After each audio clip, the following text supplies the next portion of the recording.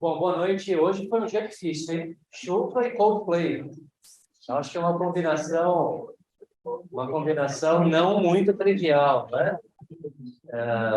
Então, assim, temos um quórum super agradável aqui na sede da BMI. Um prazer recebê-las, né?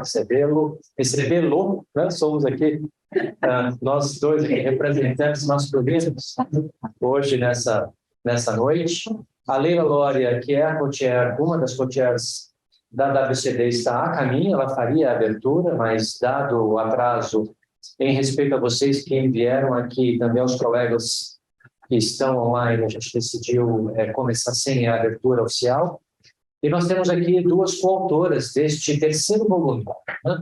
Acho que vale a pena comentar um pouquinho este produto que a WCD tem produzido. Essa foi uma ideia, do ano passado. Maíra fez parte desse projeto, gerenciou esse projeto. Nós criamos um caderno chamado Unframed para propormos reflexões das associadas à WCD sobre temáticas que estão nos conselhos de administração e nos seus comitês acessórios, mas que, naturalmente, também temos opiniões e perspectivas da WCD sobre eles. Então, o caderno Unframed, ou os cadernos Unframed, eles tiveram a intenção de oferecer, de alguma forma, voz ou coordenada, né, com uma certa curadoria por parte da BMI, em especial a minha, sobre temáticas que interessariam aos conselhos de administração. Então, na nossa fantasia e expectativa, nós, ao soltarmos estes cadernos,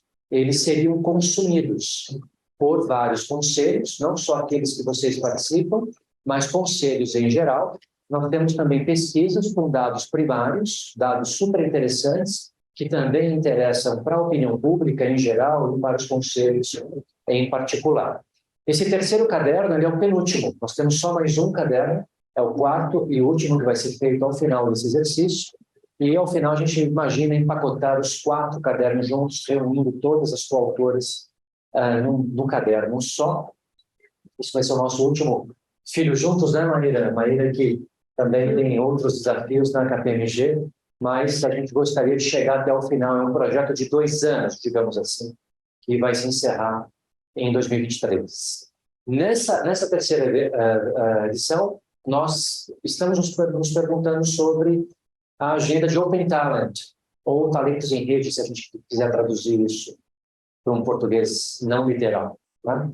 E foi muito curioso fazer a pesquisa sobre esse tema, porque basicamente 1/4 das associadas pesquisadas sobre esse tema não manifestaram relevância e algumas, inclusive, nem conhecimento sobre esta agenda. O que nos deu uma sinalização de que é um tema ainda tracionando, né? Ou, como a gente costuma dizer assim, um weak signal, digamos assim, um ruído fraco, que começa a prestar, ainda não virou mainstream, mas começa a despertar a nossa atenção para a sua relevância, tá? O documento final, ele tem o artigo introdutório que eu sempre faço, como editor, digamos assim, do caderno, e aí tem os artigos das coautoras. Nesta edição, a gente tem aqui o privilégio de termos com qualidade, né, com sobrevivência à chuva e ao Coldplay, a Vicky Bloch e a Ana Lúcia Caltabian, que, aliás, escreveram um artigo em dupla, que foi uma experiência nova para o caderno Unframed, super divertida para elas, produtiva para elas, e para nós também, que coordenamos o caderno, também foi um prazer interagir com elas em dupla, tá?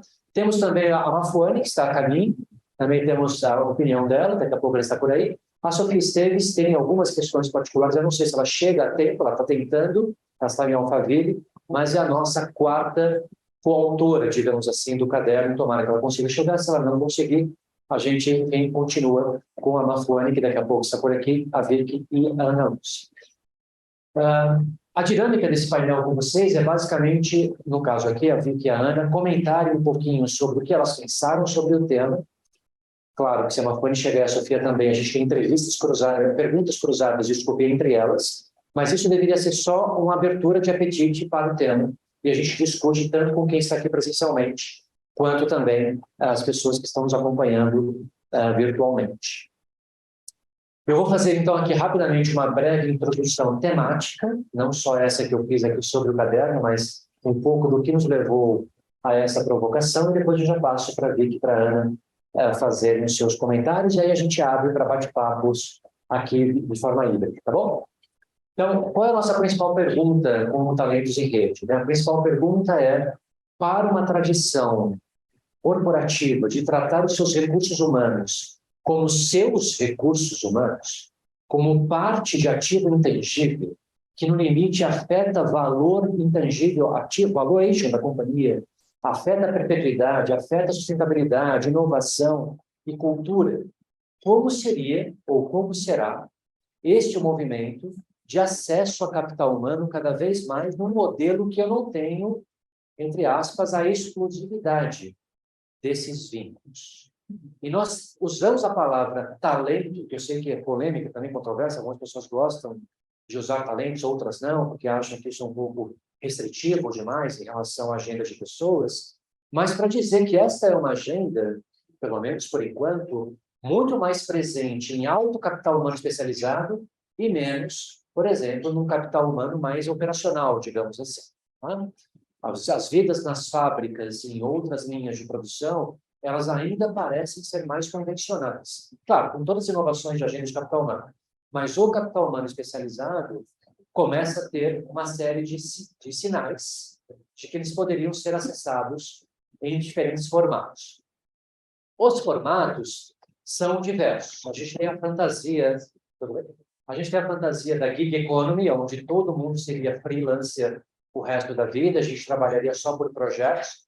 Essa é a vida que consultores, não sei quantos consultores são aqui, já viram, certo? Então, eu nasci na gig economy, inclusive, né? E continuo na. Então, a gente trabalha por projetos a vida toda, se vincula às organizações, claro, por lealdade, por estabilidade, por afinidade, mas não tem um vínculo empregatício, digamos assim. Então, freela é um vetor disso. Acessar startups é outra. Então, você basicamente se relaciona com founders e um capital humano bem especializado por meio de relacionamentos ou de corporate venture capital, que a gente já tratou no Unframed, inclusive, num outro caderno, ou eventualmente numa relação de ecossistema, de incubadora, aceleradora, ou contratos ad hoc, né? Existe também, claro, toda a visão de Open Talent na própria cadeia de valor, que circula em volta das grandes companhias, também isso é uma possibilidade disso, parcerias com a academia, institutos de pesquisa. Então, tem uma série de possibilidades desse Open Talent. Mas fica uma pergunta de que, assim, olha, isso não necessariamente é só para o bem. Existem também riscos desta relação. Não só os riscos de, por exemplo, confidencialidade, curva de inovação, etc., mas próprios riscos de compliance, se a gente olhar uma questão, uma matriz de risco, digamos assim. Tá? E também, claro, a questão, que aí é um tema que me interessa em especial, a consistência da identidade da organização. O que é uma organização em rede realmente? Né? Se uma organização não consegue cultivar os seus próprios recursos humanos, o que seria desse DNA, claro, extrapolado para o longuíssimo prazo? Uma coisa é a gente fazer pequenos experimentos, mas o que seria, por exemplo, hoje a gente tem o seu Trabuco prestigiando a gente, para isso que faz 80 anos este ano, né? O que seria dos próximos 80 anos de um banco desta envergadura e de tantas outras grandes organizações, se grande parte do capital humano desses grandes grupos fosse, de uma certa forma, em rede, em ecossistemas? Será que não temos um problema? Será que temos um desafio nesse sentido e deveríamos descobrir outras formas de nos relacionarmos com esse capital? Então, basicamente, essa é a pergunta que foi feita para as coautoras aqui. A gente tem, claro, o pensamento da Vicky e da Ana Lúcia sobre isso, mas a gente tem a alegria de ter a Leila Lória, que acabou de chegar. Leila, a gente inverteu um pouquinho a ordem, mas vem cá, querida, vem cá. A gente inverteu um pouquinho a ordem, eu já falei a provocação do caderno, já expliquei o caderno, mas sobre a WCD e o seu boa noite, só você pode ir. Obrigada. Desculpa, gente, eu juro que eu tentei chegar mais cedo, né? E a Luciene teve um problema, eu falei, deixa que eu faça a abertura, chá comigo, né? E cheguei atrasada, desculpa. Mas primeiro eu queria aqui agradecer, principalmente a BMI, o Daniel e a sua equipe, que compraram junto com a gente esse projeto. Queria explicar um pouco para vocês como é que foi a ideia do projeto. Maíra estava junto na época, quando a gente olha aquele grupo lá da WCD, né, e tem muito conteúdo lá, tem muita capacidade, muita competência instalada, e a gente quer dar mais visibilidade para as associadas, para as competências. A gente ouve muito falar que diversidade de gênero, nós não somos só diversidade de gênero, a gente vai muito além da diversidade de gênero, é diversidade de pensamento, de formações, sempre com temas extremamente atualizados. Então, foi aí que nasceu esse projeto, que só o Daniel para conseguir viabilizar junto com a gente. Então, eu queria realmente agradecer ao Daniel, agradecer as nossas 4 coautoras. Eu sei que a Mafone ainda está a caminho, e a Sofia também, mas a Vicky e a Ana Lúcia estão aqui. A gente tem no nosso grupo, gente, qualquer assunto atual, relevante, que a gente queira falar, a gente tem muitas mulheres competentes. Foi difícil escolher quais seriam, porque a gente sabe que tem muita gente que pode falar desse assunto. E a nossa ideia aqui também, eu acho que a nossa assessoria de imprensa, que agora a gente tem uma assessoria de imprensa, a Agatha está aí, o Marcel, que vão estar divulgando esse material, ainda não chegaram? E a jornalista da Forbes está aí também. Enfim, a ideia, cadê ela? Já se identificou? Tudo bem? Seu nome, desculpa. Fernanda. A Fernanda está aí também, super se interessou pelo tema. Não, mas acho que é bacana porque a gente quer dar mais divulgação, não só a quem está nos assistindo, quem está aqui presente nesse dia chuvoso de São Paulo, mas há muito mais gente que não conhece o nosso banco de talentos da WCD. Então, muito obrigada por mais uma vez. Eu já tive a oportunidade de uma insider do Daniel, então eu já li o material, e o material está realmente fantástico. Super obrigada, não vou atrapalhar aqui, não. Cheguei atrasado, não posso pegar o microfone. Obrigado, Leila. Bom, vamos começar então, gente, aquilo que eu combinei com vocês. A gente vai ter aqui uma abertura feita pela Vicky e pela Ana Lúcia, e depois a gente pode tirar, inclusive, perguntas e ideias que vocês possam ter, tá bom? Eu vou fazer o papel aqui de facilitador, e a gente tem uma fone também que acabou de chegar. Vicky, começa, por favor. Excelente, ótimo.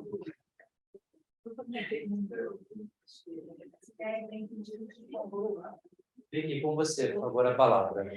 Quando a gente não sabe o que faz, dá o microfone para a Vicky, né?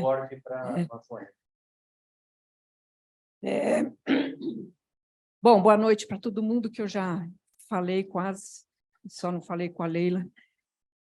Eu acho que foi um desafio super legal da gente começar a falar um pouco desse tema, que tem uma enorme complexidade, né? Eu acho que o grande problema meu e da Ana Lúcia foi conseguir escolher o pedaço que a gente ia abordar, né?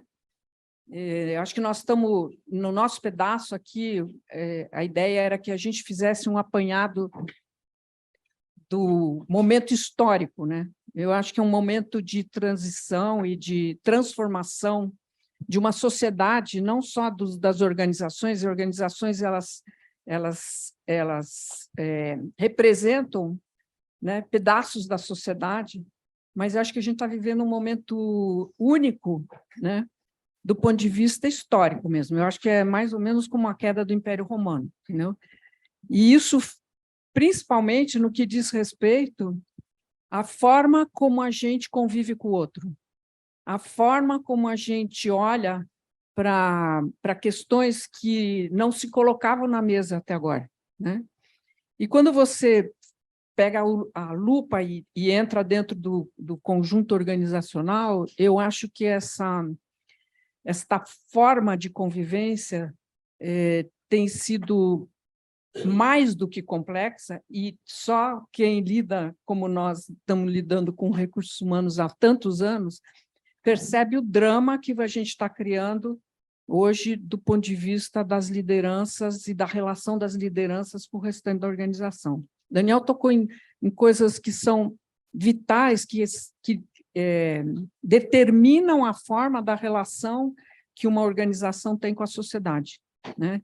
Que são esses elementos fluidos de relacionamento, que antes estavam super bem definidos, né? Chefe subordinado, 8 horas de trabalho. Eu sou velhinha, né? Então, quando comecei a trabalhar, eram 8 horas de trabalho ou nada.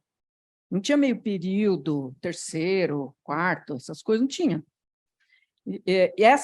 Veja que, apesar de eu ser velhinha, essa transformação se deu, nós estamos falando de década de 90, porque é quando o Brasil entra no processo da globalização e que se transformam essas relações, começa a transformação, que se acelerou nesses últimos 10 anos estupidamente. E a gente olha para a discussão desse problema e a gente percebe que a insegurança é tanta que o foco acaba ficando em achar metodologias para resolver o problema. Metodologia que resolve o burnout, metodologia que resolve como é que avalia, metodologia que não dá certo como terceirização, né? Que a gente esquece que tem que olhar, aí você vai ver tem mão de obra escrava, e assim por diante. Então, eu acho que nós estamos vivendo um momento absolutamente não definível do ponto de vista das relações das pessoas com o trabalho. Ela tem algumas consequências claras, que é o desencanto, né? As pessoas não levantam, com raras exceções, as pessoas não levantam de manhã querendo correr para o trabalho. Aliás, nem correr, né? Porque senta em casa e abre a tela, né? Você entrevista as pessoas, o prazer do trabalho. Eu tinha prazer no trabalho, tenho prazer no trabalho, mas você não vê as pessoas com o olho brilhando, né? Eu tenho uma discussão eterna agora no trabalho que eu faço, por exemplo, como é que você encanta o outro, né? Porque essa fala inicial do Daniel, ela traz à tona como é que você encanta, né? O engagement hoje, definição de engagement hoje é o encantamento que você consegue fazer a partir de coisas tangíveis no sentido assim, íntegras, né? Em que o cara olha para você e diz assim, é com ele que eu quero ir, é com ele que eu quero crescer, né? Então, este conjunto de questões que estão na mesa nos levaram a discutir muito, né, Ana Lúcia, a questão da profundidade com que a gente vem tratando esse tema. O título como é que é? Obrigada, Vicky. Então, boa noite, um prazer estar aqui com vocês. Muito obrigada, Daniel, muito obrigada, Leila, pela oportunidade. É sempre muito legal a gente poder discutir, né? E aqui, seguindo no gancho da Vicky, né? A nossa pergunta foi, estamos ficando rasos? E por que a gente chegou nesse título, né? Eu lembro que no começo dessa história, eu ligava para a Vicky e falava, gente, eu preciso conversar com alguém, porque eu estou com uma inquietude. E a minha formação, ela é de 32 anos de RH. E 32 anos de RH te mostra o bom, o mal e o mais ou menos do ser humano todos os dias em diferentes momentos, né? E a minha inquietação era assim, eu falava, por que a gente está falando tanto, mas tanto, se o híbrido funciona ou não? Antes, as pessoas me ligavam, amigos, conhecidos, familiares, era sempre assim, você pode dar uma olhada no currículo do meu filho? Você pode me arrumar uma vaga para não sei quem que precisa? Típica pessoa de RH, né? A gente passa por isso e faz com carinho e ajuda. E, ultimamente, a única pergunta que eu recebo é, o híbrido está funcionando? Quantas vezes por semana? Mas funciona? E não interessa a resposta que você dê, a pessoa vai lá e ela já tem na cabeça dela a solução para aquilo. Se você fala, funciona assim, a pessoa, não. Ou, é isso mesmo, eu também acho. E aquilo estava me incomodando, porque eu falei, puxa, não é possível que tanto tempo a gente tenha gastado na mecânica, né? E procurando a resposta certa para aquilo que é novo, para aquilo que não está escrito em lugar nenhum, para aquilo que a gente tem que experimentar, né? E eu tive uma experiência recente que eu fui convidada para conversar convidada por um colega, né, diretor de RH, com um grupo de CEOs da empresa dele, porque ele estava numa saia justa. Ele falou, não sei mais de que jeito explicar que não tem uma única fórmula de sucesso, que a gente vai ter que ouvir as pessoas, a gente vai ter que testar, vai dar certo ou não. Será que ouvindo uma pessoa que não é o santo de casa ajuda, né? E eu fui ouvindo aquele CEO que me virava de tudo quanto era lado para ver se ele conseguia a resposta que ele mais buscava, que eu nunca ia dar, porque não existe, né? Que chegou uma hora que eu falei, olha, eu vou te falar uma coisa, eu sinto a sua dor, eu acho melhor a gente conversar em outro fórum sobre essa dor que você está sentindo, porque o ponto não é o híbrido, E deu certo, né? Eu fiquei até com medo depois, falei, opa, né? Mas a gente começou a ver, e eu acho que muitos de nós aqui, né, começam a ver exatamente aquela ansiedade, né? A ansiedade do eu não tenho mais respostas, eu não sei mais o jeito de fazer e o jeito correto, eu não tenho como cobrar. Então, você tem a pessoa que fala, ai, que maravilhoso, uma coisa, o outro fala, não, o fulano vai para o sofá, não vai trabalhar coisa nenhuma. Mas, gente, é isso importante? Acho que uma das coisas, quando a gente começou a conversar, né, Vicky, que a gente falou muito, foi assim, por que será que as pessoas estão resistindo se as pessoas, o ser humano gosta de estar em grupo? Isso é uma coisa que a gente sabe, o ser humano não é, ele normalmente não é isolado, ele é um ser que ele vai melhor em grupo, dizendo assim, né? A gente sabe disso, a gente é uma sociedade, enfim. Por que será que, então, o grupo estar no trabalho está sendo tão execrado, né? Será que a gente de fato gosta? Até o Daniel tem um artigo recente que ele colocou, não sei se vocês já leram, os 7 pecados capitais do escritório, que está fantástico, porque você vai ticando, né? Enfim, mas independente de você ticar alguns ou não, a pergunta assim era, onde será que está essa inquietude, né? E essa rapidez do mundo, essa mudança, será que não tem um medo lá dentro de falar, puxa, eu que controlo tão bem, que gerencio tão bem, que aprendi tão bem nos meus 32 anos de RH, agora vou ter que fazer de um jeito que eu nunca fiz antes, eu nem sei se vai dar certo. Ai, vou tentar puxar um pouquinho para o que eu já sei, porque ali eu estou confortável. Será que eu não estou com medo de ficar obsoleto? Será que eu não estou com medo de me tornar dispensável se tiver alguém melhor que eu e agora em qualquer lugar do mundo ainda? Porque pode-se contratar qualquer pessoa em qualquer lugar do mundo? Então, a gente começou a caminhar por estas áreas. E, enfim, acho que, obviamente, vocês vão ter oportunidade de ler um pouco do que a gente colocou como experiência, de algumas das perguntas que nós fizemos, mas eu queria compartilhar com vocês essa pergunta, né? Por que que as perguntas, por que que o olhar está tão raso? Quando, normalmente, nós temos toda a capacidade de ir a fundo, de entender o porquê. Por que que cada mudança, e agora a gente tem o ChatGPT, tem tantas novas mudanças, e a gente já começa de novo a olhar o raso, ao invés de aprofundar e falar o que que eu, como ser humano, estou sentindo? Como que essa organização tem voz para aquilo que está sentindo? E agora eu passo, acho que para a Mafo, que está olhando para um outro lado. Mafo, primeiro eu queria dizer que eu tenho uma profunda admiração por você. Eu te escutei no Metadoxos, adorei.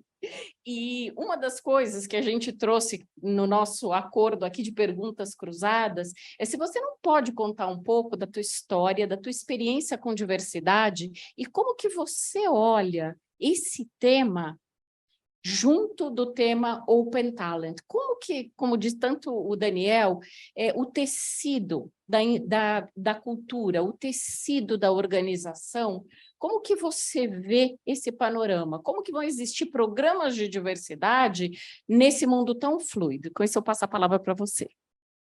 Obrigada, Ana, Vicky.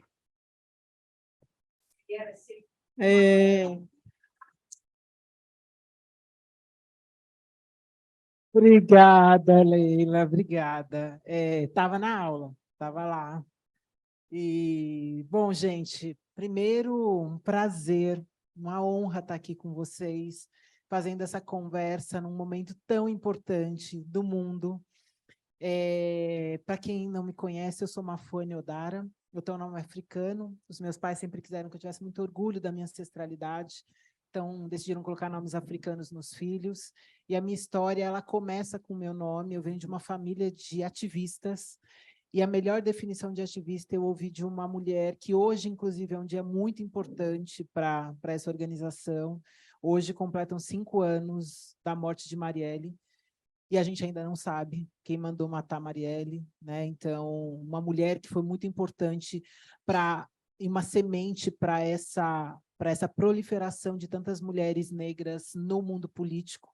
Então, é muito importante a gente estar aqui. E eu aprendi com a Jurema Werneck, que é a diretora da Anistia Internacional, que o ativista é aquela pessoa que coloca a esperança em movimento. E é assim que eu defino, assim que eu me defino. Eu venho de uma família que todos os dias coloca a esperança em movimento e eu sou essa pessoa que também mantém isso vivo. Eu sou psicóloga de formação, venho de uma atuação muito grande, muitos anos trabalhando na área social, e há 10 anos eu fiz a minha migração para o mundo corporativo. A minha atuação, ela permeia 4 grandes pilares.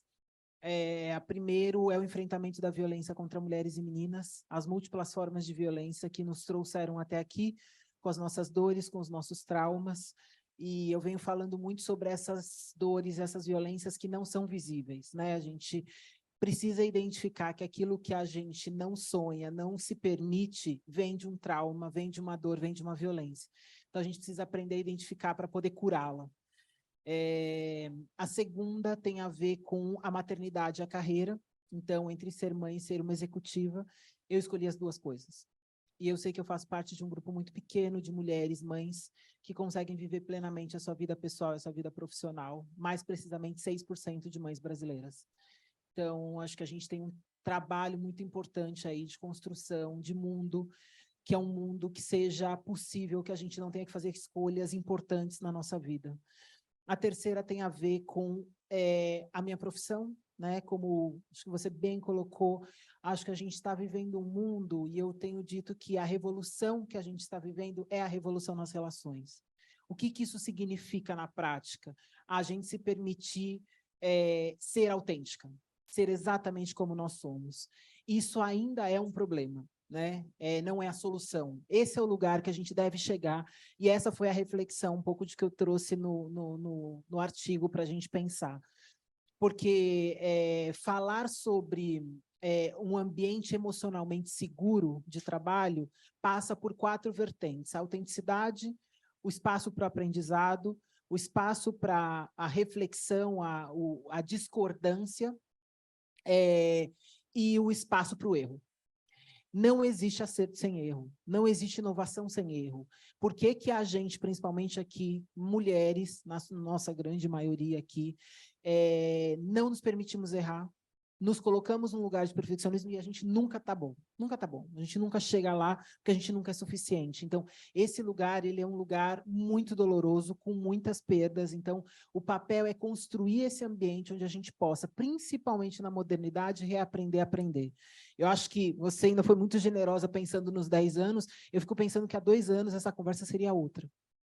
Há 3 anos ela seria outra, né? Então, assim, eu acho que a gente aprendeu com a pandemia que a gente consegue reinventar modos de trabalho de uma forma inimaginável.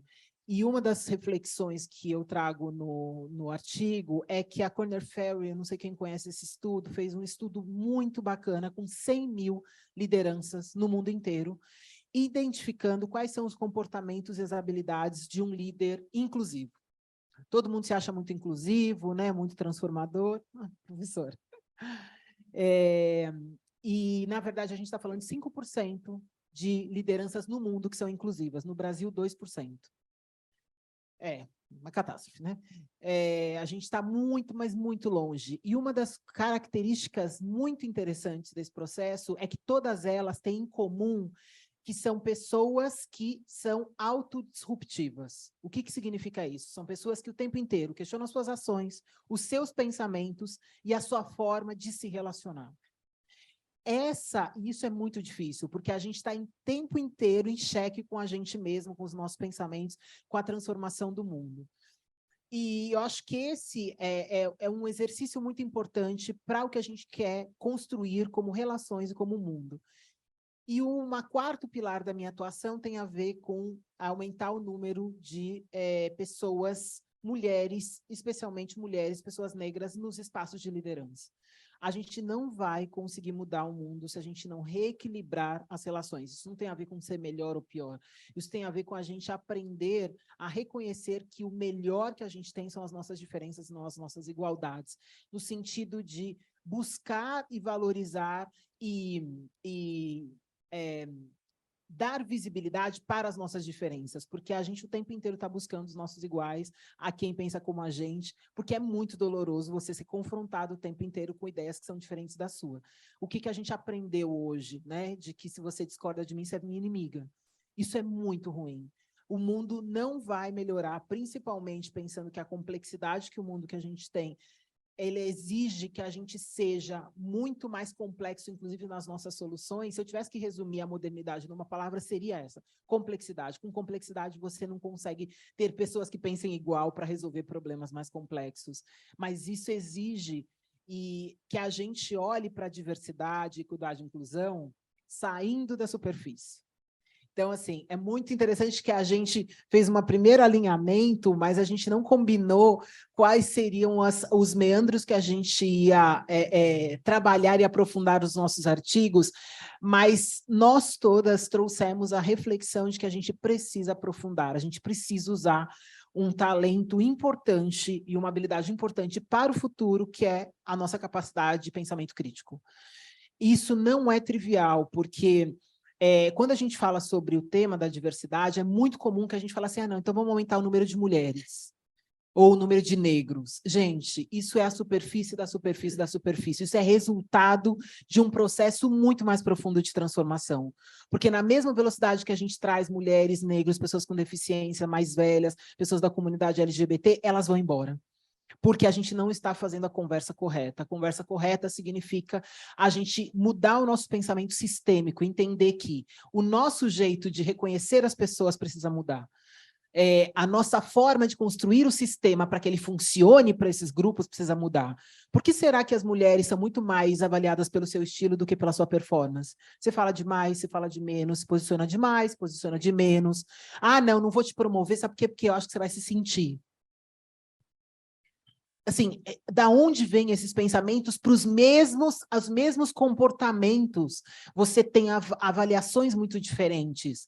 Então, essa lógica é porque o sistema foi estruturado para não funcionar para as mulheres, para não funcionar para pessoas negras. Então, não é só você trazer, não trouxe agora, é o seguinte, já trouxe, né? Agora se contente com esse lugar. Que assim, você vai ter que trabalhar 14 horas, mas eu falei isso aqui, ser diretora. Essa montanha não devia nem estar lá. Agora você diz que eu tenho que escalar? Ela nem devia existir, trabalhar 14 horas, ou essa lógica que a gente impõe como a forma de funcionamento, ela precisa ser questionada. Então, a gente precisa mudar a lógica de entender que diversidade não é um tema, é um jeito de olhar para o mundo. Porque senão ela vira um monte de vírgula. Agora eu preciso pensar nas mulheres, agora vírgula, os negros, vírgula, os indígenas, vírgula. Nossa, não acaba essas vírgulas. Mas que inferno, gente, quanto que tá bom? Porque não é sobre as vírgulas. É sobre a gente colocar as pessoas no centro, né? Eu acho que essa reflexão que a gente está falando sobre Open Talent, do que a gente está falando, como é que a gente, ao mesmo tempo, consegue criar sistemas que funcionem e olhar para a individualidade. Que essa eu acho que é a dicotomia. Então, o nosso exercício é sair das perguntas óbvias, é olhar para uma coisa que é central nessa conversa, que é o seguinte: não existe olhar para perspectivas diversas sem tensão. E a gente não sabe lidar com a tensão. Porque a gente, inclusive mulheres, somos ensinadas que a gente precisa ser gostável. E aí, quando você precisa ser gostável, você não pode entrar em conflito. Você não pode entrar em confronto, como se o confronto fosse ruim. Ele só é ruim quando ele é mal gerenciado. Então, acho que tem um exercício importante aí, que é como é que a gente aprende a fazer as coisas de outras formas. Como é que a gente aprende a fazer perguntas mais poderosas que ajudem a gente a sair da obviedade. Então, acho que essa é um pouco da lógica que a gente quis trazer para identificar novos talentos, novas possibilidades, novos caminhos, porque o mundo não precisa de certeza, a gente precisa de novas possibilidades. Então, a gente vai precisar olhar para isso. E eu acho que uma reflexão importante que vocês trouxeram, que eu fico me questionando aí já para voltar aqui, não sei se a gente vai abrir, né, Daniel? Não sei como é que você quer fazer, daqui a pouquinho. Então, tá. Então, que eu já vi algumas pessoas já, né? Ótimo. Não, mas o que eu acho que uma pergunta importante dado esse cenário que a gente tem, com tantos desafios no gerenciamento de pessoas, como é que a gente vai fazer para conseguir identificar as 3 camadas, eu diria as 3 grandes camadas de transformação que a gente precisa fazer para avançar? Uma camada individual, que é cada um e cada uma de nós tem um caminho, um desejo, um tipo de recurso, um tipo de necessidade que é muito particular. Uma segunda camada é que relações a gente está estabelecendo, que essa lógica que você falou, que é super importante. Nós nascemos para viver no coletivo. O que está acontecendo que a gente está com dificuldade de fazer essa reflexão, inclusive no trabalho? Porque eu acho que a gente está mudando uma lógica. Quando eu entrei no mundo corporativo, assim, quem me conhece sabe que eu sou idealista. E aí eu entrei e as pessoas falavam assim, Mafone, mas você não vai durar um ano no mundo corporativo, porque você é idealista demais. Né? As pessoas falam que eu era demais. Aí eu falei assim, ai, muito obrigada, gente. Né? Eu, leonina, achando que estava arrasando. Né? Não, você fala demais, você é ativista demais, você se posiciona demais. Era tudo demais. E eu lembro que tinha uma diretora que ela falava assim, Mafone, você fala umas coisas tão absurdas para o mundo corporativo, mas você acredita tanto nelas, como é que elas acontecem? Como que isso acontece? O que acontece? Eu falei, então, eu só não deixo as crenças limitarem as minhas possibilidades. Eu uso a taxonomia do futuro como o caminho para fazer, porque eu acho que a gente tem 3 possibilidades de futuro, né? O que é provável, que você olha para o passado e o passado condena, você fala, sempre foi assim, então a possibilidade é assim. O que é possível é aquilo que você olha para o presente e fala dentro das possibilidades o que tem, e o que é desejável. E eu sempre fui uma pessoa que busquei pensar assim, tudo bem, as coisas não são assim. E eu lembro que eu falava, gente, a gente vai melhorar o mundo corporativo quando as empresas aprenderem a trabalhar juntas. Mas foi um absurdo. Não, porque isso não existe, as empresas não vão trabalhar. Aí veio a pandemia. Eu falei, eu avisei vocês, né? As empresas que melhor se deram na pandemia foram aquelas que aprenderam a trabalhar juntas. Porque eu não estou falando de você dividir a fórmula do que você faz, não é disso. Eu estou falando que tem coisas que precisam acontecer e a gente precisa se ajudar para as coisas transformarem. Então, acho que as relações precisam mudar, a gente precisa entender que é possível fazer isso de outro jeito. Não vale tudo. Não é o dinheiro pelo dinheiro. E a ESG está aí para dizer isso, né? Então, assim, tem coisas... E aí, eu acho que tem um ponto importante para a gente fechar, que é o seguinte. Todo movimento tem um contramovimento. Então, assim, a gente vai não fazer porque o contramovimento existe, ou a gente vai se preparar para lidar com o contramovimento, porque ele não é maior do que o movimento. Mas o tempo que a gente gasta e a energia que a gente gasta se preocupando com o contramovimento da forma errada, não no sentido de... É muito complicado e muito difícil e muito delicado a gente negligenciar contramovimentos. A gente precisa entender esses movimentos até para a gente conseguir construir narrativas que realmente consigam fazer a gente avançar, inclusive ouvindo o que está em jogo. Então, acho que essas 3 dimensões, a individual, a relacional e a institucional, estão em jogo na mudança. Então, estão em jogo na mudança e que aí a gente já faz a introdução dessa mulher maravilhosa, que era linda. Mas eu acho que tem muito a ver, porque a gente... a ideia, a gente está aqui fazendo um pouco do... você estava ouvindo, maravilhosa, né? Então, e aí eu acho que eu já faço o gancho para trazer para a Sofia, que acho que fez no texto e tem feito uma reflexão importante, que é quais são os exercícios que a gente precisa fazer individualmente, olhando para as nossas capacidades, né, de habilidades e não só a nossa capacidade de se relacionar, que vão ajudar a gente agora, inclusive, a fazer uma discussão que é nova, que é a discussão geracional. Né? Porque agora a gente está entrando numa conversa que é nós contra eles, quer dizer, assim, a gente sempre encontra nós contra eles, seja eles quem sejamos nós, sejam eles quem sejam eles, né? E que eu acho que a gente agora vai precisar avançar nessa lógica do conflito que eu estava trazendo, que a gente faz uma reflexão que é o que é o conflito e para que ele serve, né? Então, eu já passo aqui para você poder trazer um pouco das suas reflexões. Obrigada, gente. Obrigada, Mafô. Boa noite, gente. Quanta gente. Nossa, eu conheço todo mundo, que delícia. Desculpa, gente. Eu saía quase 2 horas de Alphaville e não conseguia, estava tudo alagado, não conseguia chegar, mas ouvi tudo. Parabéns, meninas. Obrigada, Daniel. Obrigada ao WCD, a todo mundo por ter nos dado o orgulho, Leilinha, por nos dar o orgulho de ter participado desse caderno. Olha, Mafô, Ana, Vicky, acho que vocês me conhecem tão bem, né? Assim, o mundo está muito chato.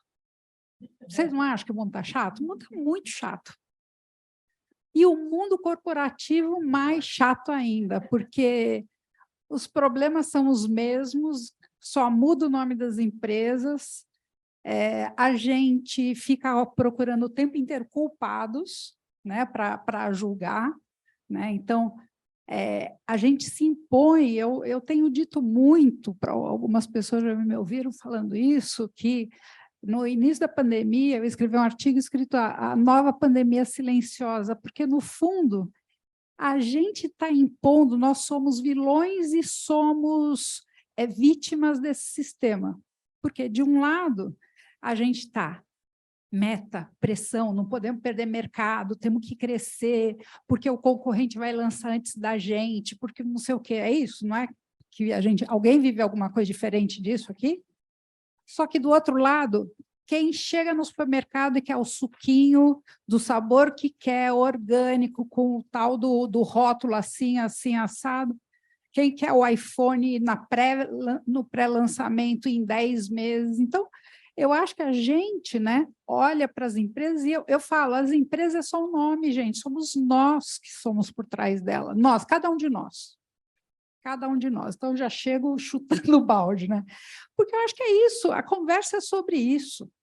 A conversa é sobre por que a gente continua usando as mesmas máscaras, por que a gente continua segurando, né? A Vicky e a Ana falaram muito sobre essa coisa de dar novas roupagens, né? Minha pergunta para vocês era até sobre isso. Por que a gente tenta fingir que a gente agora sou moderno, coloco tênis, tal, mas continuo fazendo exatamente a mesma coisa, né? Querendo que os outros tragam respostas que eu não tenho e fingindo que eu tenho. Então, a gente sente, né? Todas nós aqui estamos em conselhos e a gente fica olhando um monte de coisa e pensando como é que a gente vai achar um jeitinho de falar sem ofender, sem fazer, sem magoar. Eu acho que a gente tem uma responsabilidade nas nossas mãos super grandes, super grande, com a sobrevivência das empresas, mas levando para a gente a responsabilidade sobre o que cada um... Fazer um mundo mais leve, fazer um mundo mais verdadeiro, né? Um mundo mais sem medo, né? Eu acho que é isso que me tira o sono todos os dias. É dizer assim, por que para mim, ouvir, né, que a gente tem que fazer inclusão, a gente não tem, a gente devia ter sido sempre isso, né? Por que a gente hoje precisa viver uma coisa? Porque a gente simplesmente não tem olho para o outro. A gente avalia rótulo, como você falou super bem, Mafô, a gente avalia o ser humano pelo que come, pelo que veste, como se comporta, porque tem que ser bonitinha, porque tem que colocar a mão assim, ou o homem tem que mostrar que... É simplesmente a gente olhar e pensar junto o que a gente pode fazer para melhorar. Se a gente quer um mundo mais leve, reclama disso, a gente também tem que buscar isso, né? Essa é a minha opinião. Desculpa, cheguei aqui. Eu quero acrescentar aqui, aproveitar que a minha amiga Sofia está aqui. Te deixei engasgar, né? Porque a Vicky, eu e a Vicky não deixam nós juntos. Eu queria só acrescentar aqui, porque essa era uma coisa que eu ia puxar com você também, assim, nós estamos vivendo também esse momento de o que inclui, exclui o outro. Isso. A gente inclui de um lado e exclui do outro, né? Então, eu acho que tem algumas questões do ponto de vista de valores humanos que a gente está deixando de olhar, né? Eu acho que o comportamento da arrogância, né? Sempre a gente precisa ter uma resposta, né? Leva a esta questão mais rasa, porque quando fica mais raso, a gente sabe responder, né? E aí eu acho que a gente tem essa questão da arrogância na mesa e tem uma questão de ganância na mesa. E essas duas coisas combinadas, elas levam a sociedade a ter comportamentos absolutamente desumanos, né? Pelo menos deveriam não ser humanos, né? E eu estou trazendo isso para a mesa porque nós tivemos, essa semana, um grupo de algumas pessoas estavam lá, um grupo discutindo um pouco no WCD sobre as questões de papel que a gente exerce, né? E lá a gente discutiu um pouco o papel de conselheiros. E a gente tocou num assunto que é esse, do medo que a gente tem de contrariar o outro ou de tirar do outro aquilo que você tem direito, que é a informação, né? Porque é que você, quando senta num determinado lugar e você percebe que as coisas estão rasas, você não se posta e diz, eu tenho direito a essa informação. E quando o outro diz para você que ele não vai te dar, você não levanta e sai, diz, então não dá certo eu ficar aqui, né? Eu estou exagerando aqui um pouco, mas um pouco como você, eu também fui, na minha vida profissional, taxada como fora do padrão normal, né? Essa questão do contestar, de provocar essa integridade, né? Então, eu acho que também tem uma coisa, eu gosto quando você fala do individual, depois você fala do gregário, né? Que é gregário, que é o ser humano, mas no individual, a gente não tem assumido o papel que a gente pode. Eu acho que nós somos um grupo de privilegiados aqui, né? Do ponto de vista intelectual, do ponto de vista de local para exercer, né? Propósito, missão, essas coisas.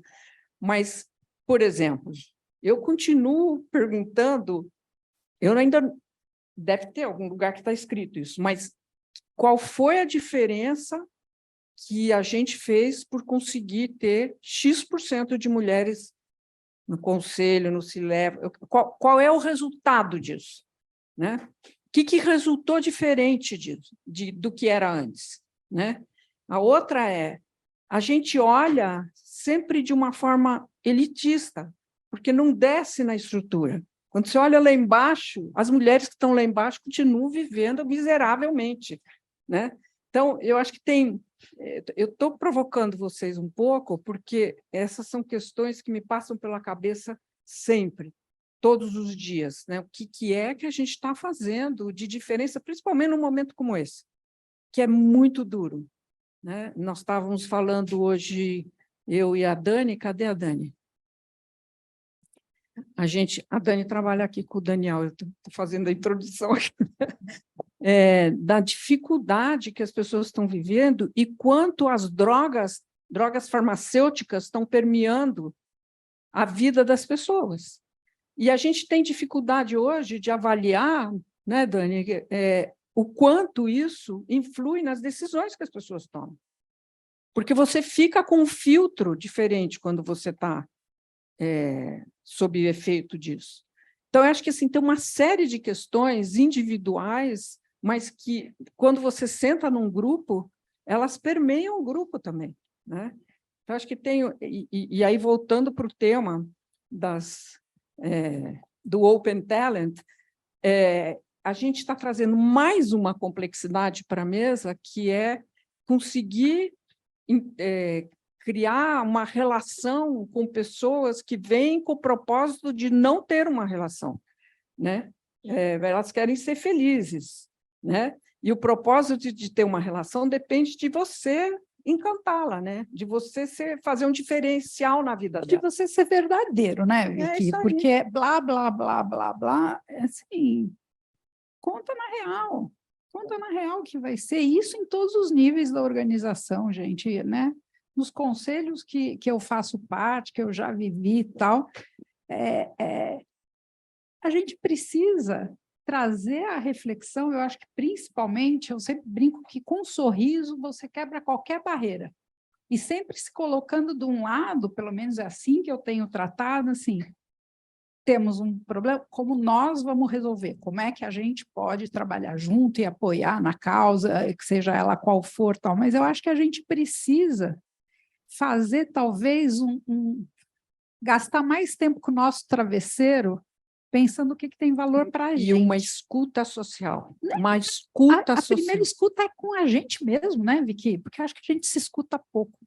Eu quero saber por que a gente precisa ser tão ganancioso. Eu quero saber por que a gente tem que se entrar num rótulo de executiva, né? Nós todas aqui, mulheres, temos que ser... Por que a gente tem que fazer pose o tempo inteiro? Né? O que de verdade a gente quer chegar em casa e quer sentir, valeu a pena construir? Eu acho que é esta. E se a gente faz isso, se a gente se escuta, a gente vai estar mais preparado para escutar o outro. Então, eu acho que o ser humano está tão para fora que não está dando tempo para ele se dar um carinho, para ele se dar um abraço. Eu queria puxar um gancho aqui, porque eu acho que uma das coisas que a gente tem falado também é tão simples, mas é tão difícil, que é a coerência, né? É a coerência de você falar, bom, o que eu acredito, o que eu falo, o que eu prego, e o que eu estou vivendo no meu dia a dia. Para quem está, enfim, em vida executiva e tudo, a gente, puxa vida, tem um ponto super interessante, vamos olhar saúde mental, esse tema, né, e até eu adorei, Dani, do assunto das pessoas tomando seus remédios, o que quer que seja, e a gente sabe, né, o atleta de alto potencial, ele não passa no doping. Será que os nossos executivos ou nós mesmos vão passar no exame antidoping, né? A grande pergunta é essa. E será que coletivamente não tem muita gente tomando decisões sob efeito? E que seja. Mas por quê? Cadê a coerência do que você prega e do que você está vivendo todo dia? Eu lembro muito do tema da saúde mental, né? Que foi uma das coisas também que foi assim, não, vamos resolver o problema, a ansiedade de todo mundo com um app de saúde mental. Escolhe o que você quiser, faz aí na hora que você não tem, mas diz que faz, e olha, na hora que eu mandar a pesquisa, diz também que melhorou, porque eu preciso que o resultado melhore, né? E assim, olha, algumas de vocês, obviamente, aí passaram por cadeiras super importantes, né? O que a gente está olhando? O custo. É o custo do plano médico, é o custo do afastamento, e nem olhando o custo, a gente para pensar, por quê? Por quê?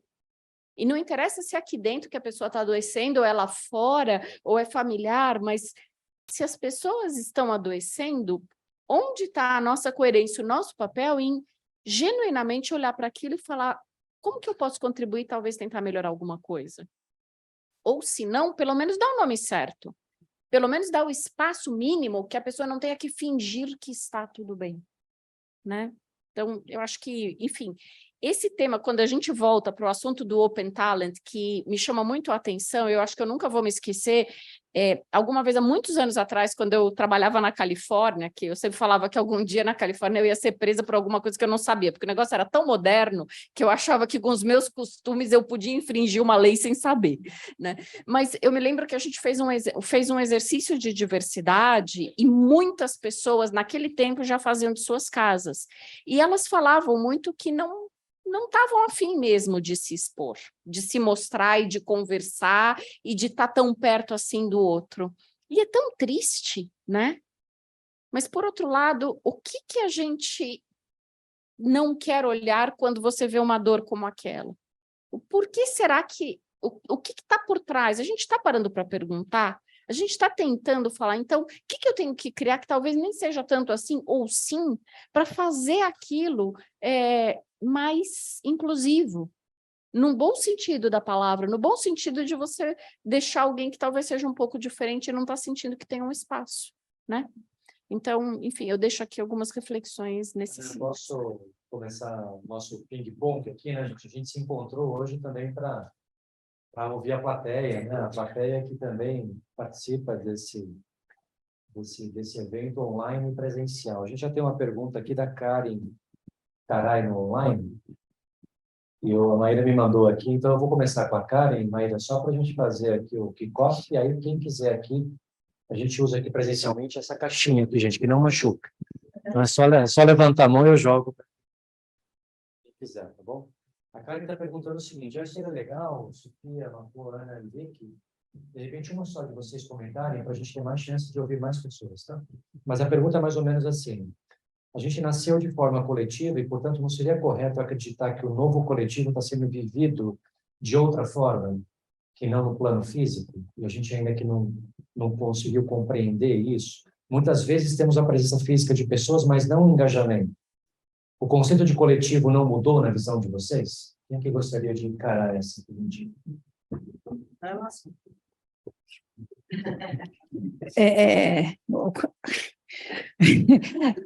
Assim, como é o nome dela? Karen. Karen. Eu acho que o coletivo ele vai sempre se evoluindo, né? A gente nasceu junto, cada um vai ter a sua esteira aí, suas escolhas, seu livre-arbítrio de que caminhos vai seguir, mas a gente precisa um do outro. A gente precisa um do outro, né? Eu estava dizendo esses dias, né, o Dia da Mulher, né? Eu estava dizendo, eu me incomodo com o nome Dia da Mulher. Porque se tem Dia da Mulher, por que não tem Dia do Catso do Homem? Não, Catso do Homem, o Dia do Homem, né? Ficou mal a frase, desculpa, Daniel. Mas devia ser o nome, na minha opinião, devia ser o Dia do Empoderamento Feminino, o dia que a gente foi ganhando, conquistando, lutando por coisas e fazendo. E todas as lutas, se a gente for ver, foi por um coletivo que a gente conseguiu, né? Foi por um coletivo que a gente conseguiu. Eu acho que a gente só vai restituir o coletivo quando a gente olhar de verdade para o outro, né? Quando a gente olhar nos olhos de cada um de nós e a gente olhar o ser humano que tem lá, porque a gente entra em reunião assim, tudo bem, Oswaldo? Não dá nem tempo do Oswaldo responder se está tudo bem, já vai fazendo as perguntas, o Oswaldo, claro, vai dizer, está tudo bem, né? A gente nem conta que a gente, eu tomo 3 antidepressivos, tá, gente? Só porque todo mundo acha que eu sou alegre e não sei o quê, pô. Eu tenho meus momentos lá de medo, de insegurança, de tudo, e está tudo bem, eu conto, porque se eu quero que o outro seja verdadeiro comigo, eu tenho que ser verdadeiro primeiro, né? Então, eu acho que o coletivo, ele sempre vai ser importante desde que a gente... Por que as manadas andam junto? Porque elas se olham e veem onde os passarinhos voam, eles estão se olhando, né? Todos os coletivos... Eu não sei quem diz que animal é irracional e ser humano é racional. Porque pensa, gente, eles só matam para sobreviver. Quando eles voam... Como é lindo aqueles passarinhos voando. Assim, eu acho que é o olhar. Para ter coletivo, precisa ter o olhar, precisa ter a sensibilidade de olhar para o outro. Obrigada por deixar na minha mão, tá? Olá, aqui é a Adriana. Eu, muito intrigada, na verdade, com tudo isso, queria partir do que a Mafu ela falou, do sistema, né? Porque tem esse lá, eu também acho, né? Mas é sistema assim, modelo de negócio, exatamente, a cooperação entre empresas, a cooperação entre países que não aconteceu, né? Que era, o Harari falava isso, olha, vai depender, quer dizer, é possível, mas depende disso. E aí depois ele fala, então, não foi, né? Então, assim, existe o potencial, mas de alguma forma o ser humano tem tem outras características que não, parece que não deixa, né? Então, assim, o lado de você olhar individualmente, e onde eu estou, o que eu quero, o que faz sentido e tudo isso, quer dizer, é possível, as pessoas fazem isso pouco a pouco, vêm fazendo, mas o que acontece é que elas saem do corporativo. Então, você tem... Mas, assim, não é nem questão da pandemia, isso já vem há muito tempo, né? Desistiu do sistema. Foi para uma outra coisa, foi trabalhar de uma outra forma, seja criou, seja o que for, né? Então, assim, mas isso não necessariamente faz a movimentação, né? Você não conseguiu mudar o sistema, você saiu dele, né? Não saiu dele, mas saiu daquele corporativo, quero dizer, né? Você foi fazer uma outra atividade de uma outra forma, não é que não existe, né? Mas, então, assim, e aí você vê também quando você fala tá tudo igual e etc., não é que está tudo igual, mas, assim, você tem lá como chama, o estagiário que pulou, etc., quer dizer, mudou alguma coisa no meio jurídico ou financeiro que tem essa pressão que normalmente as pessoas trabalham, não dormem, levam sleeping bag, etc., né? Não mudou. Teve todo mundo, o Instagram, um monte de conversa, olha o que está acontecendo, a saúde, o cara se jogou, tal. Aí vem mil histórias, eu também, e não aconteceu nada. Aí vocês têm um deal para fazer, você vê gente de 50, 60 anos não dormindo. Então, gente, está salvando alguma vida, alguém está morrendo, você precisa operar, aí eu acho até que tudo bem, né? Mas se não, continua. O sistema diz, né, é assim. Então, você não quer trabalhar assim, você sai. Então, é só uma... Assim, qual é aquela história, né? Efetivamente, a condição da gente realmente mudar o sistema, consciência, etc., mas é muito forte, né? E a outra coisa que eu comentei aqui com a Helena talvez não sabe fazer diferente. Então, às vezes, ela tem... é verdade, mas não sabe fazer de outro jeito. não conhece, então você vai no status quo que você conhece. E, na verdade, então, a pergunta assim, se alguém tem algum comentário, algum exemplo, assim, que me anime, né? Da plateia. Ó, Com a mudança do sistema, que eu tinha.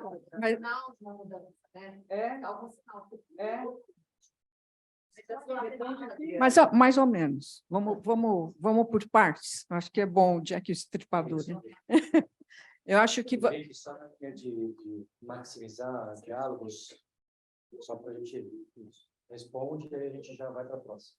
Tá. Não, eu acho que você, Triana, eu acho que você tem que ter, nessa análise que você faz, ela não é uma resposta rasa e simples que a gente vai dar aqui. Mas, na perspectiva histórica, se você olhar, e estou falando de Brasil agora, não vamos falar de mundo, tá? De Brasil, mudou muito. Se você olha a década de 90, até a década de 90, a gente tinha só um sistema de trabalho, ou dentro da organização, ou consultor, academia e tal. Da década de 90 para cá, lentamente, mas é assim mesmo a história, né? Lentamente você vai criando outras formas de solução de problema dos indivíduos. Agora estou falando de indivíduo. O indivíduo consigo mesmo, hoje, tem alternativas de pensar diferente. Ele consegue vislumbrar formas que nós estamos falando do Open Talent aqui, boa parte disso é uma perspectiva histórica que acumulou um conjunto de experiências que hoje permite pessoas pensarem em trabalho de forma diferente, né? Eu só queria dar essa perspectiva, porque também não é assim, você está engessado para o resto da sua vida, né? Existe um movimento, uma contraparte entre indivíduo e sistema, que o indivíduo consegue movimentar a sua vida na medida em que ele cria uma condição para ele.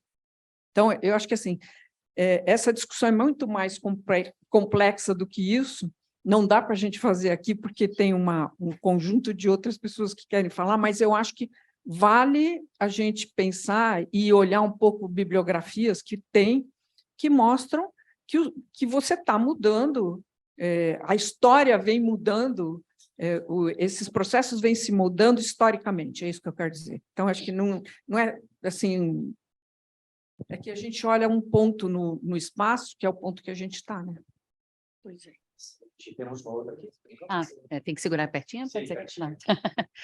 Não, eu comecei a pensar um pouco do que você trouxe lá, mas, na verdade, para todos vocês, um pouco que você trouxe da questão do prazer do trabalho, né? Ou seja, a gente, quando tinha nas relações mais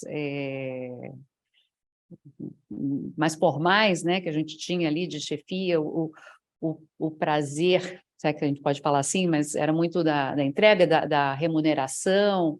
E então eu queria entender, discutir um pouco com vocês assim, o que são as novas, os novos elementos desse movimento do prazer, quando você está falando dessas relações em rede, né? E fiquei pensando se toda essa discussão que a gente tem hoje de propósito, cultura, espaço e individualidade, ou seja, o poder ser eu mesma dentro da organização, porque eu acho que isso muda tudo, muda a maneira como você reconhece, remunera, enfim, identifica as pessoas, e se vocês acham que é isso, né? Se é a gente repensar esses elementos mais de cultura, de espaço, de voz das pessoas, porque eu vejo muito nessas novas relações de trabalho, e principalmente nas novas gerações, né?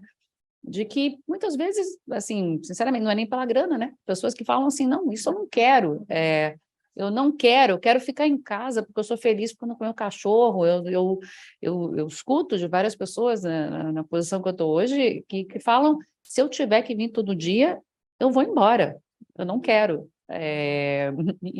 Então, como é que esses novos elementos entram nessa discussão de motor, não quero falar motivação não, mas de motor desses talentos? Então, eu acho que Sofia talvez possa falar melhor até do lado do jovem, né?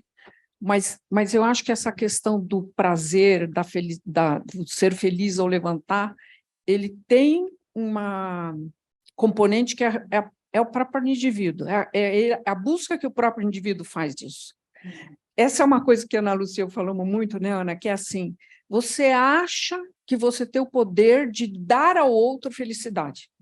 Isso é uma coisa doida. Então, você fica discutindo, não é isso? A gente não fica discutindo o tempo todo qual é o sistema que eu vou montar para atrair talentos. Deus do céu, entendeu? Como se a gente fosse Deus, né? E pudesse fazer plim e as coisas... Então, você tem a condição de criar melhores condições para que o outro entenda e se decida se ele quer. Óbvio, continuamos falando para uma elite, né? Garanto para você que o cara que entra na fábrica todo dia vai ser difícil de você dizer. Mas, mesmo assim, você entrevista gente que fala que está super feliz de estar lá dentro, porque aí você pergunta por quê, qual é a resposta mais frequente lá nas suas pesquisas de quando o cara diz que está feliz, o jovem? Quando o jovem está feliz é quando ele se sente fazendo parte. Ele sente que ele tem admiração pelo cara que está em cima dele. A gente escreveu, eu e a Ana, nesses dias, um artigo falando exatamente sobre isso, Vicky, que a gente, um jovem, outro dia, num grande evento que a gente fez com o presidente, a gente colocou 189 presidentes e VPs com 150 jovens para conversarem, e não podia ser da mesma empresa, na mesma... Um dos jovens falou assim na mesa, foi tão impactante para mim, ele falou assim para os três C-levels que estavam na mesa dele, ele falou, posso pedir um favor para vocês? Dá para vocês pararem de falar nós e vocês? Porque quando o objetivo... Olha que simplicidade, gente. O objetivo não é comum? A gente não quer ir para o mesmo lugar? Por que nós e vocês? Então, vocês separam a gente, olha. E não é verdade? Se a gente quer, o que o jovem mais quer é sentir que ele está dentro do barco. É sentir que ele pode falar o que ele pensa. Essa coisa do propósito que você falou, do prazer, é assim. Quem tem filho aqui? Alguém aqui não quer que os filhos sejam felizes? Todo mundo quer. Quem pergunta para o seu filho quer ser feliz para ele? Porque a gente parte do pressuposto de ser feliz é a mesma coisa que para a gente é felicidade, né? A Mafô está acostumada, todas nós somos acostumadas a entrevistar muita gente. Os jovens é assim, 100% deles. Qual é o seu desejo, os seus objetivos de vida, tal? Eu quero impactar. Quero impactar, você já ouviu isso, Ana? Jovem e autoexecutivo. Eu quero impactar, eu quero trabalhar numa empresa que o propósito seja o mesmo que o meu. Pergunta 2. Então, como você quer impactar, qual é o seu propósito e o que você já está fazendo para isso? Não passa da pergunta 2, porque está bonito falar que a gente quer impactar, está bonito falar que a gente quer ter um propósito bacana. Qual é esse propósito? O que a gente fala com os nossos filhos para saber o que é felicidade, o que é prazer, né? O que é o prazer? O que é prazer? Para cada pessoa é uma coisa diferente. Então a gente tem que ter uma empresa que traga prazer para todo mundo. Não. A gente tem que ter uma empresa que seja coerente com o que nós achamos que é a empresa e acharmos as pessoas que acham que valorizam a mesma coisa que a gente. A gente fica, às vezes, jogando pedra numa empresa mas você viu que lá é assim? Tem um monte de gente que quer trabalhar numa empresa daquele tipo. Então, a coerência também é da gente de dizer, de novo, né? Somos uma elite que podemos escolher, nossos filhos podem escolher a empresa que eles quiserem, mas dá significado. Eu acho que a gente está com pouco significado. Tantas empresas, a gente tira o nome da empresa dos cartazes de recrutamento, que agora é tudo online, lindo, né? Serve para qualquer uma. Serve para qualquer uma, né? Joia, Elo, antes de você falar, a gente começou um pouquinho tarde, né, gente? Então, vamos até 8h15, tá bom? Tá bom. Quem, infelizmente, não puder estar com a gente, Me desculpem, mas a gente atrasou um pouquinho, então... Vai lá, Heloísa. Bem, eu sou Heloísa Rios, eu sou conselheira e consultora de estratégia, e vou confessar, Daniel, que eu abri e fechei a pesquisa várias vezes, porque é um assunto novo para mim. Então, por não compreender, eu falei, bem, de Open Strategy eu entendo. E já na sua fala, e é dela que eu queria pegar um recorte, quando você diz, né, em consultoria a gente trabalha, você também, em equipes de rede, né? A gente monta e forma e vai criando essa rede de competência e confiança.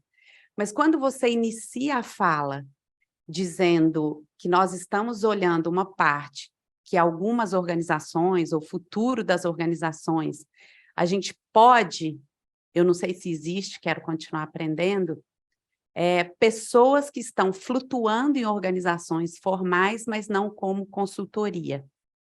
A minha pergunta para vocês, né?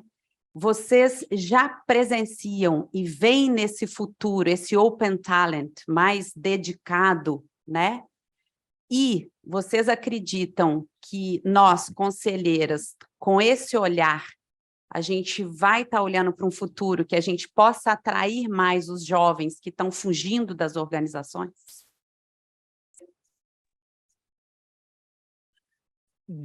Muito boa. Muito boa a sua pergunta. Eu vou começar dizendo o seguinte. Tem um relatório feito por uma consultoria chamada Unilever, que é o Futuro do Trabalho 2030+.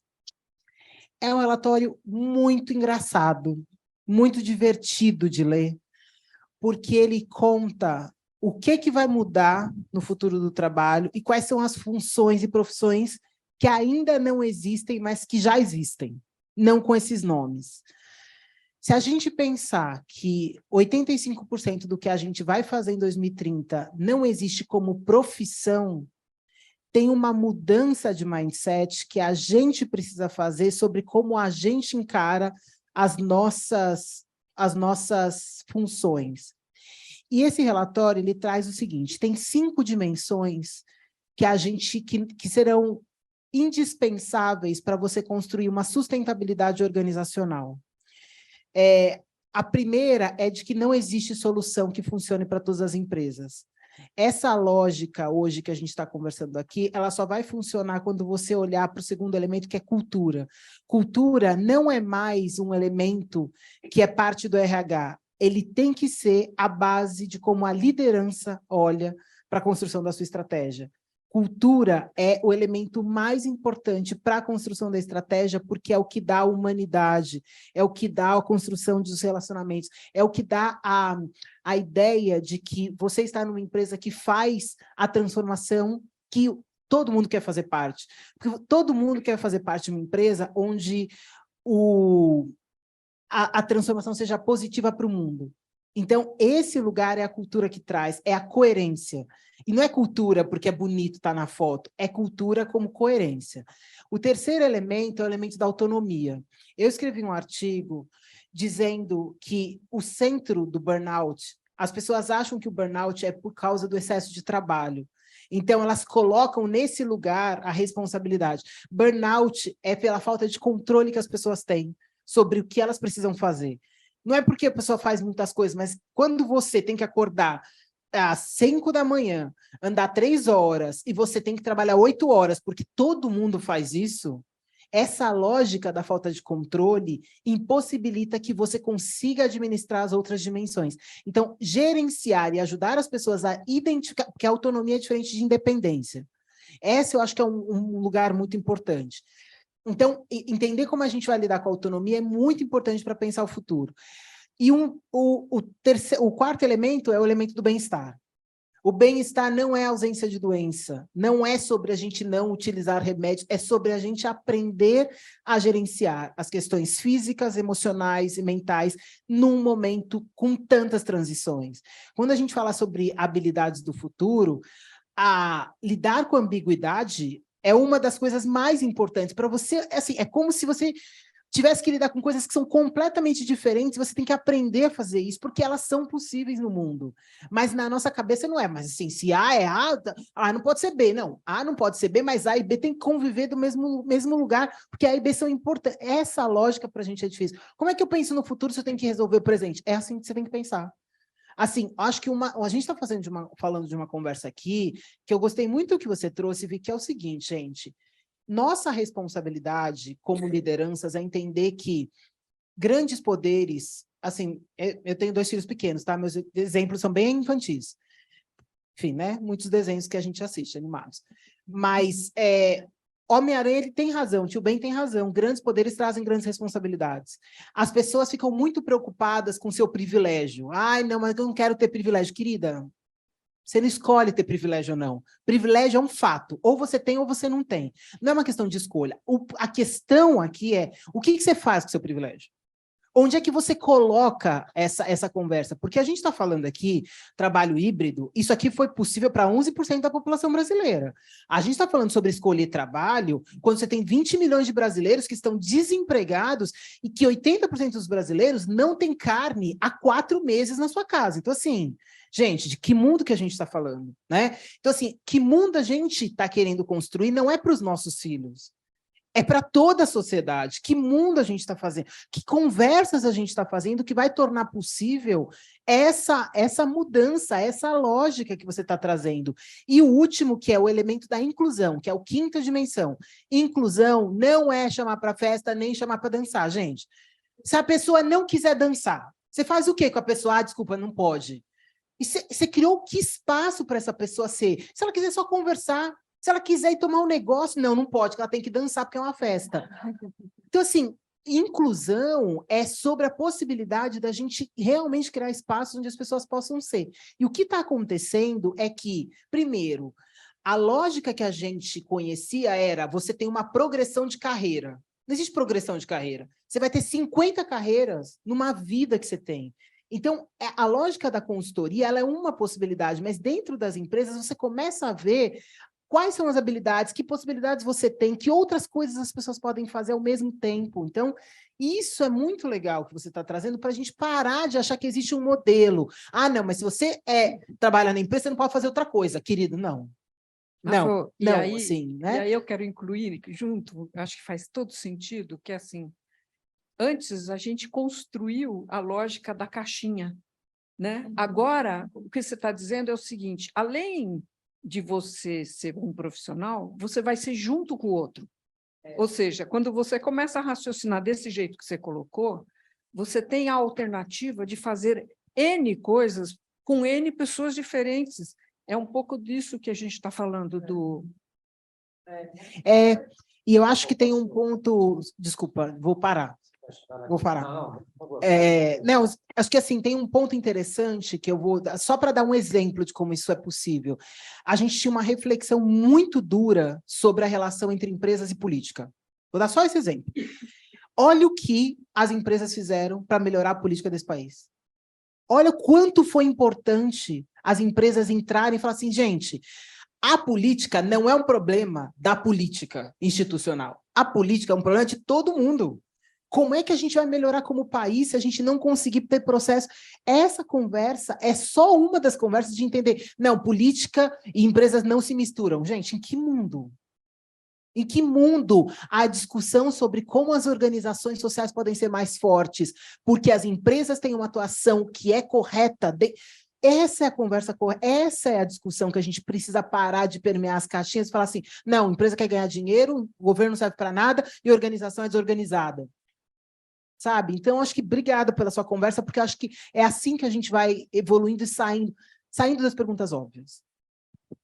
Valeu, última, vamos lá.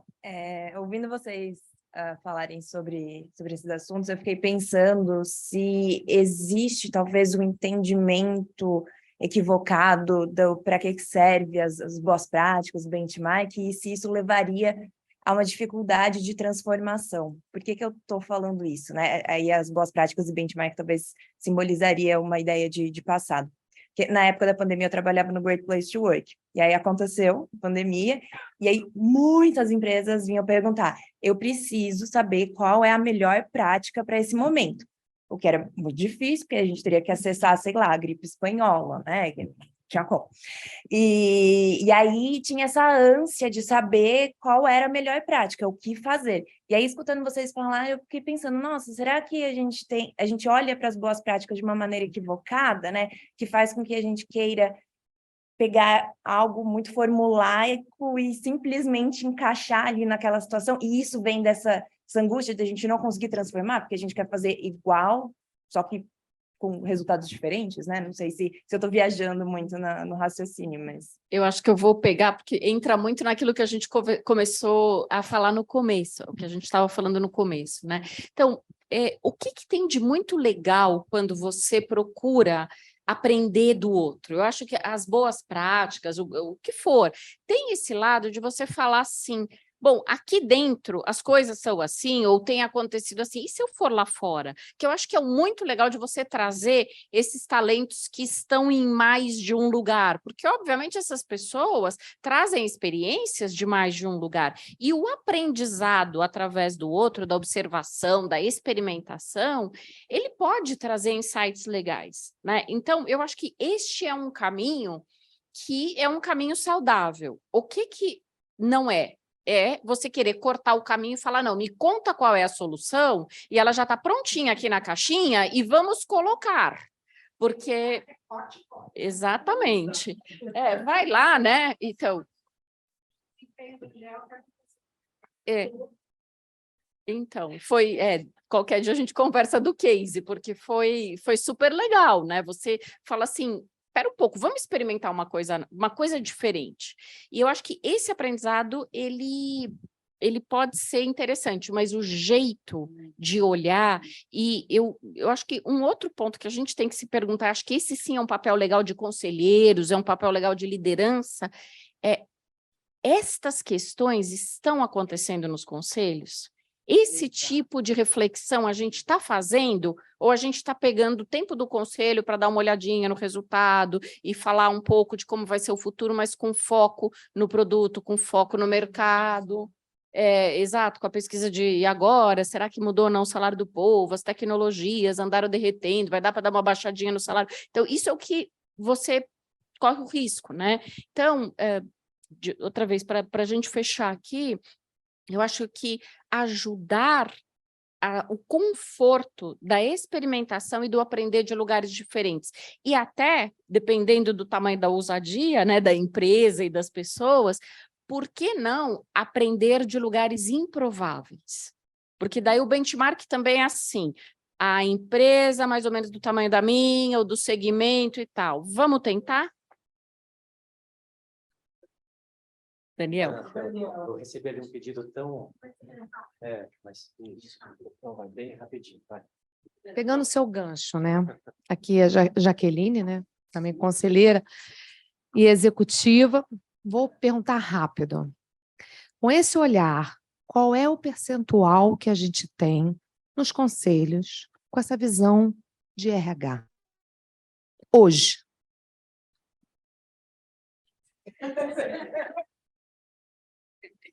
Eu acho que as colegas, eu tenho algumas colegas de RH que estão aqui na sala, né?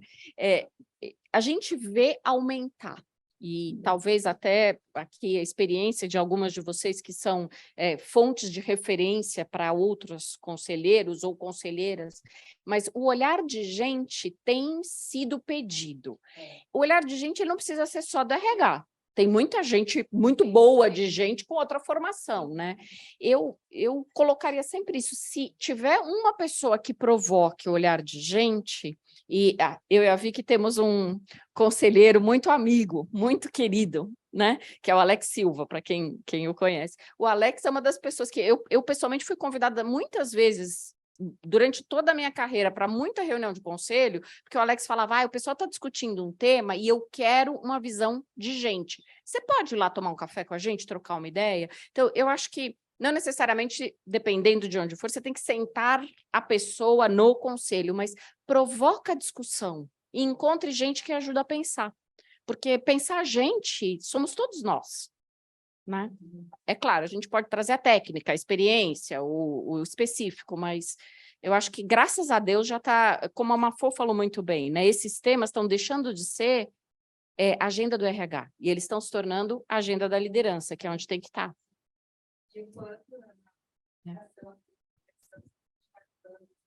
Mais pessoas dirigentes, deles, a gente acha que está evoluindo, de olharem distintos. Mas eu fico me perguntando quanto a gente tem dentro das organizações, seja nos conselhos, seja no C-level das organizações, ritos para fazer debates como o que a gente fez hoje. Porque a gente tem ritos para debater negócio, tem reuniões de dia, né? Como que a gente entra com pautas de reflexão dentro dos nossos... Então, eu fico muito bom. Bom, gente, eu preciso de fato... Posso abrir, senão você vai... Não, fica à vontade, a casa é sua. Não, mas...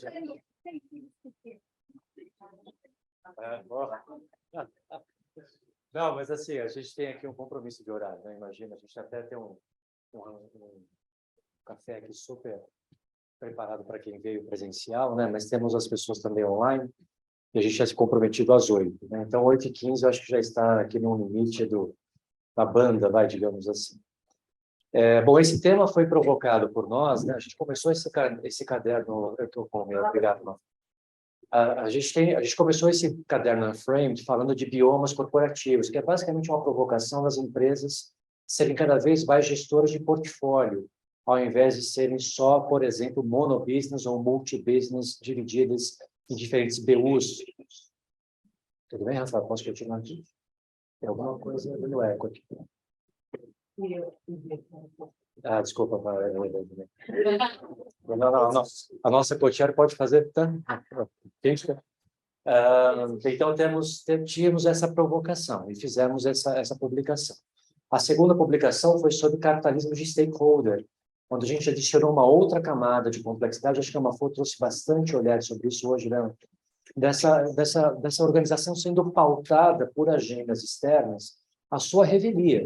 Não são só as agendas que interessam, por exemplo, do ponto de vista de marketing, de branding, mas também as agendas de uma organização mais consciente, inserida, de repente, nessas questões. Esse tema Open Talent foi muito curioso quando a gente propôs, né, Maíra?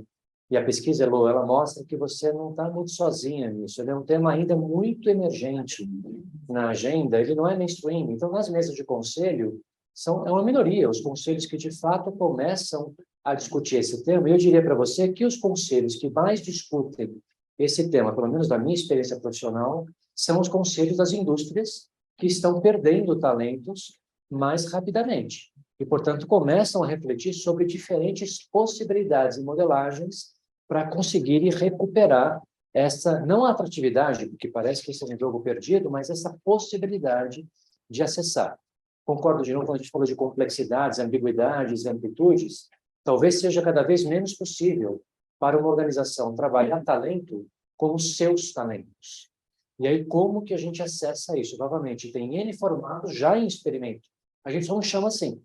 Quando a gente fala de Corporate Venture Capital, que faz investimentos num pool de startups, é uma forma de você acessar talentos de empreendedores que não trabalhariam para você. Não se faz um open spread para olhar futuros se você não tiver a mistura de talento. Exato, acesso a isso, né, Lu? Não se discutem os grandes temas de sociedade, por exemplo, que eu acho que é a grande provocação que a Mafô fez na abertura, se você não se conecta com essa sociedade ampla. Né? E aí, como se conectar com essa sociedade ampla se você, eventualmente, como organização, não acessa esse capital humano que está espalhado em regiões, em áreas de conhecimento que você nem tem uma possibilidade de ter um diálogo estabelecido, porque não tem track record, processos nesse sentido. Então, a pesquisa, que eu citei alguns números na introdução, a pesquisa ela traz um pouco disso. Os artigos da Sofia, da Mafô, da Ana e da Vic estão espetaculares. A Maíra vai compartilhar com vocês esse PDF. A gente espera que isso seja útil não só para vocês, mas também para os conselhos que vocês atuam. Podemos compartilhar a série, claro, a gente compartilha, né, Maíra? A série História. Eu queria agradecer, portanto, a KPMG, né, que é a patrocinadora global da WCB. Foi um prazer recebê-lo. Acho que é só nós. Cláudio, aqui na sede da BMI, essa noite chuvosa, obrigado para quem enfrentou o trânsito com resiliência, inclusive a nossa querida Sofia, que veio, né? Que bom que veio. E obrigado para quem esteve online conosco também, presencial, online até agora. A gente se revê em breve, gente. Obrigado. Tchau, tchau.